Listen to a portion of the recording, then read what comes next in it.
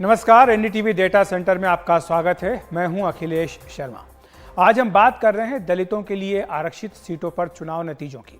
BJP के बहुमत से दूर रहने के पीछे एक कारण इन दलित सीटों पर उसका कमजोर प्रदर्शन भी बताया जा रहा है।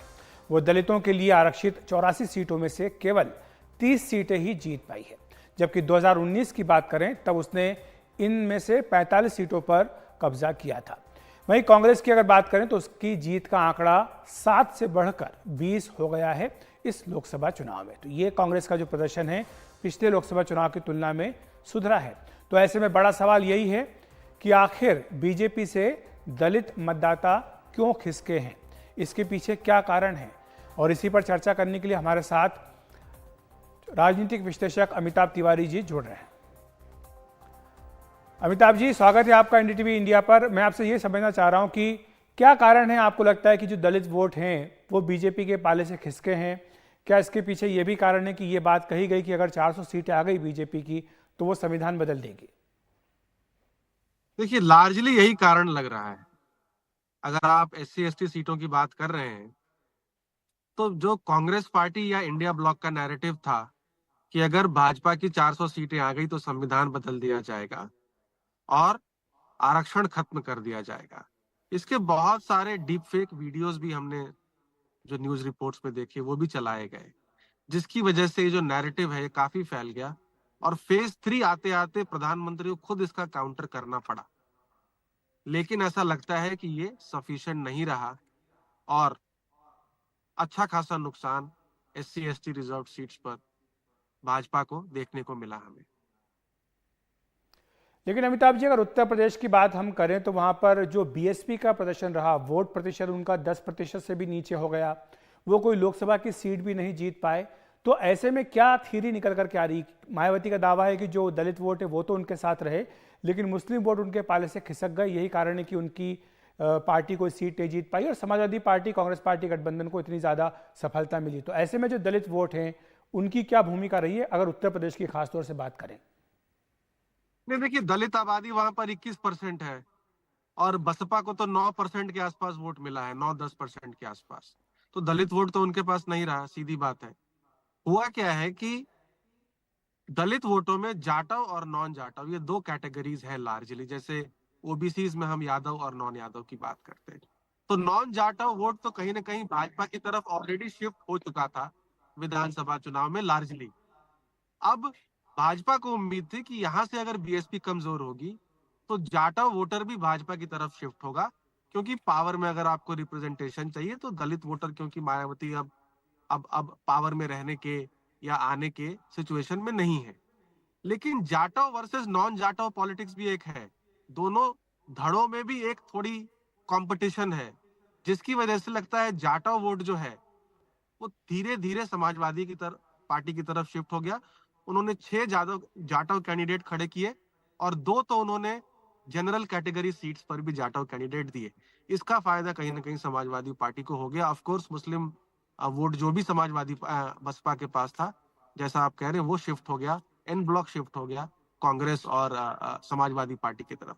एक और इम्पोर्टेंट चीज है कि सिर्फ क्योंकि कांग्रेस पार्टी इस अलायंस में का हिस्सा थी, इसलिए भी दलित वोट को एक कंफर्ट फैक्टर मिला समाजवादी पार्टी की तरफ शिफ्ट होने में, क्योंकि हमने ये भी देखा है कि दलित और यादव समाज में भी वैसा मतलब थोड़ी कंपटीशन और एक पॉलिटिक्स रही है, एक हिस्ट्री रहा है। तो कांग्रेस का जी, भी उस अलायंस में होना यहाँ इस वोट शिफ्ट में कंट्रीब्यूट कर गया। लेकिन एक दूसरी बात भी कही जा रही है इसके उलट। आप कह रहे हैं कि सपा को थोड़ा फायदा मिला, लेकिन दूसरी बात यह भी कही जा रही है कि इससे दरअसल बीजेपी को फायदा हुआ। 16 सीटें ऐसी जहां पर बीजेपी जीती है और जो जीत का अंतर है वहां पर उससे ज्यादा वोट बीएसपी के उम्मीदवार को उन सीटों पर मिला है। उत्तर प्रदेश की अगर बात करें, जाहिर सी बात है अगर ये बीएसपी इस चुनाव मैदान में नहीं होती या अलायंस में होती तो वो 16 सीटें बीजेपी हार भी सकती थी। तो एक तरह से फायदा तो बीजेपी को इसका मिला। ठीक, क्या है, मैं इसको बोलूंगा ये पार्शियल एनालिसिस है। बसपा तो 80 सीटों पे लड़ी ना, तो 16 सीटों पे जो भी ये दावा कर रहे हैं उसको भाजपा के विक्ट्री मार्जिन से ज्यादा वोट मिला, करेक्ट। अब बाकी 66 सीट्स पर क्या हुआ, सॉरी 64 सीट्स पे क्या हुआ, हमें ये भी देखना पड़ेगा ना। बिल्कुल। और मैं ये आपको दावे के साथ कह सकता हूं कि अगर हम समाजवादी पार्टी की सीटों पर देखें जहां पर समाजवादी पार्टी जीती है और ऐसा आकलन करें, हमें वहां भी ऐसी सीटें मिल जाएंगी।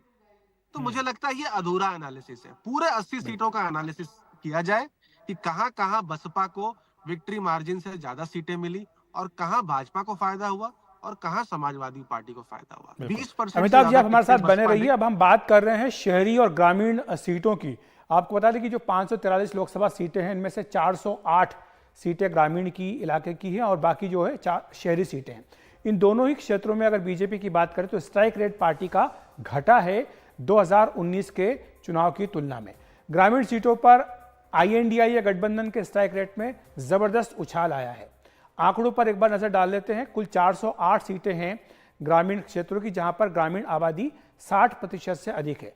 यहां पर अगर एनडीए की बात करें तो इनमें से 226 पर उसे जीत मिली है, जबकि INDIA गठबंधन को 170 पर और 14 को अन्य पर जीत मिली है। अगर हम ग्रामीण सीटों के स्ट्राइक रेट की बात करें तो 2019 में एनडीए का जो स्ट्राइक रेट था वो 68% था, जो घटकर 2024 में 55% रह गया है। वहीं इंडिया गठबंधन का 19% था, जो बढ़कर इस बार 41% हो गया है। अन्य की बात अगर करें तो 13 से घटकर उनका 3 पर पहुंच गया है। शहरी सीटों पर क्या हुआ ये भी एक बार देख लेते हैं। ये कुल 81 सीटें, यानी यहां पर 60% से अधिक आबादी शहरी है, इसलिए 81 सीटें शहरी मानी जाती हैं। यहां पर एनडीए को इस बार 42 सीटें मिली हैं, यानी बेहतर प्रदर्शन रहा ग्रामीण क्षेत्रों की तुलना में। और इंडिया गठबंधन को यहां 38 और अन्य के खाते में 2 सीटें आई हैं। स्ट्राइक रेट भी देख लेते हैं। 2019 में एनडीए का स्ट्राइक रेट शहरी सीटों पर 57% था, जिसमें गिरावट आई है 5% की, इस बार 52% ही रह गया। और इंडिया का स्ट्राइक रेट 43% था, जो बढ़कर इस बार 48 हो गया। अन्य का 2% ही रहा है। तो अमिताभ जी इसका क्या निष्कर्ष निकलता है? बड़ा सवाल यही है कि ग्रामीण और शहरी सीटों की अगर बात करें तो क्यों बीजेपी का स्ट्राइक रेट घटा है, और क्या अब बीजेपी को ज्यादा फोकस करना पड़ेगा ग्रामीण इलाकों पर? देखिए, एक बात है कि बीजेपी का ओवरऑल स्ट्राइक रेट घट रहा है, उसी अनुपात में उसका रूरल स्ट्राइक रेट घट रहा है और अर्बन स्ट्राइक रेट थोड़ा उससे ज्यादा घटा है। दूसरी बात अगर करें कि अगर हम ये एनालाइज करें कि भाई देखिए, रूरल या एग्री डिस्ट्रिक्ट की वजह से भाजपा जो है वो रूरल सीट्स पे हारी है। मध्य प्रदेश, छत्तीसगढ़, उड़ीसा, आंध्र प्रदेश भी अभी बाइफरकेशन के बाद लार्जली रूरल है, जहां पर भाजपा या उसके घटक दलों ने स्वीप किया है। तो रूरल एरियाज में भाजपा ने स्वीप भी किया है। अब रूरल सीटों में खास करके अगर हम बात करें इस चुनाव में, तो लोकलाइजेशन की वजह से हमको ये रिजल्ट दिख रहा है जी। चुनाव लोकलाइज हो गया, चुनाव लोकल मुद्दों पे हो गया, लोकल कैंडिडेट के ऊपर हो गया। अगर आप CSDS का भी सर्वे देखेंगे तो पिछली बार जो 37% लोगों ने प्राइम मिनिस्टर के चेहरे पे वोट किया था, इस बार वो नंबर 28% हो गया। यानी चुनाव लोकल हो गया। लोकलाइजेशन की वजह से उसमें रूरल सीटें भी फंसी और अर्बन सीटें भी फंसी, और रूरल सीटें ज्यादा ही हैं अर्बन सीटें से हमेशा, तो उसका इम्पैक्ट बड़ा होता है। शुक्रिया आपका अमिताभ जी इस तमाम चर्चा के लिए। तो काफ़ी बेहतरीन जानकारी आपने दी कि आखिर क्या कारण है जिसके चलते ग्रामीण क्षेत्रों में बीजेपी को अधिक नुकसान हुआ है। वक्त एक ब्रेक का, ब्रेक के बाद हम तुरंत हाजिर होते हैं।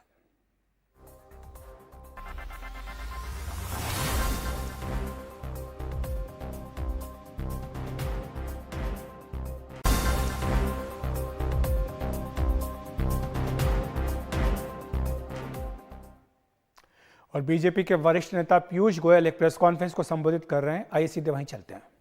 बाइस्टैंडर के रूप में मार्केट बढ़ रही है, दूर से नहीं देखते, आज वो मार्केट में पार्टिसिपेट करते हैं, आज वो निवेश करके उसका लाभ सीधा लेते हैं। और उसके आंकड़े भी मैं आपके समक्ष रखता हूं।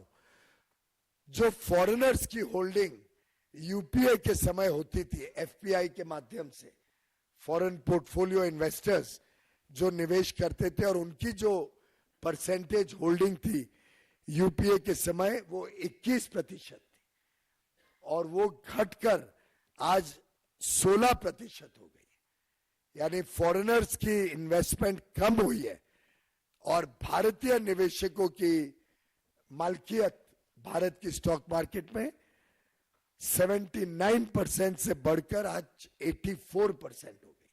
84% आज भारतीय निवेशक मार्केट में भारतीय मालिकियत के साथ खड़े हैं। जो म्यूचुअल फंड इंडस्ट्री है, जिसके माध्यम से हम में से कई, खासतौर पे छोटे निवेशक अपना पैसा मार्केट में लगाते हैं, म्यूचुअल फंड इंडस्ट्री का साइज 2014 में मात्र 10 लाख करोड़ था। आज वो बढ़कर 5 गुना से भी अधिक हो गया है। 56 लाख करोड़ रुपया म्यूचुअल फंड के माध्यम से भारतीय निवेशक, विशेषकर छोटे निवेशक, आज मार्केट में ये बढ़ती हुई मार्केट का लाभ ले रहे हैं। और ये छोटे खुदरा निवेशक, रिटेल इन्वेस्टर्स ने ये सुनिश्चित किया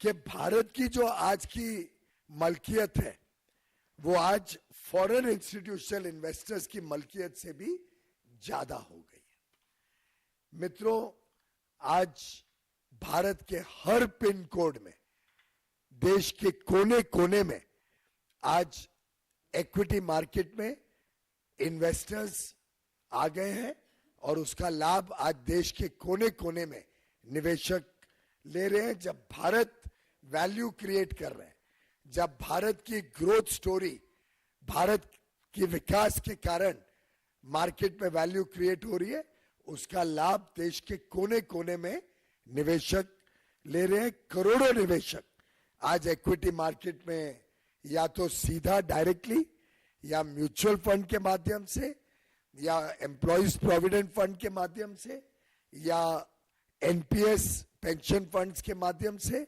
या इंश्योरेंस प्रोडक्ट्स के माध्यम से, ये अन्य अन्य तरीकों से आज भारत के छोटे निवेशक इस बढ़ती हुई मार्केट का लाभ उठा रहे हैं। और दुनिया में आज भारत की जो मार्केट है, इक्विटी मार्केट है, इसको पूरे विश्व में आज इज्जत भी है, स्वाभिमान भी है। इसको बड़ा वेल रेगुलेटेड मार्केट माना जाता है। सेबी को कई कीर्तिमान मिले हैं विश्व में उनकी रेगुलेटरी प्रैक्टिसेस के लिए, और उसी के कारण आज हमारी मार्केट चाइना की जो वैल्यूएशन मापदंड रहते हैं उससे भी अधिक भारत की मार्केट को मापदंड दिए जाते हैं। उन मापदंड पे भारत की मार्केट को वैल्यू दी जाती है, क्योंकि लोगों को विश्वास है भारत पर, भारत की सरकार पर, भारत के नेतृत्व प्रधानमंत्री नरेंद्र मोदी जी पर। और ये तभी हो पाया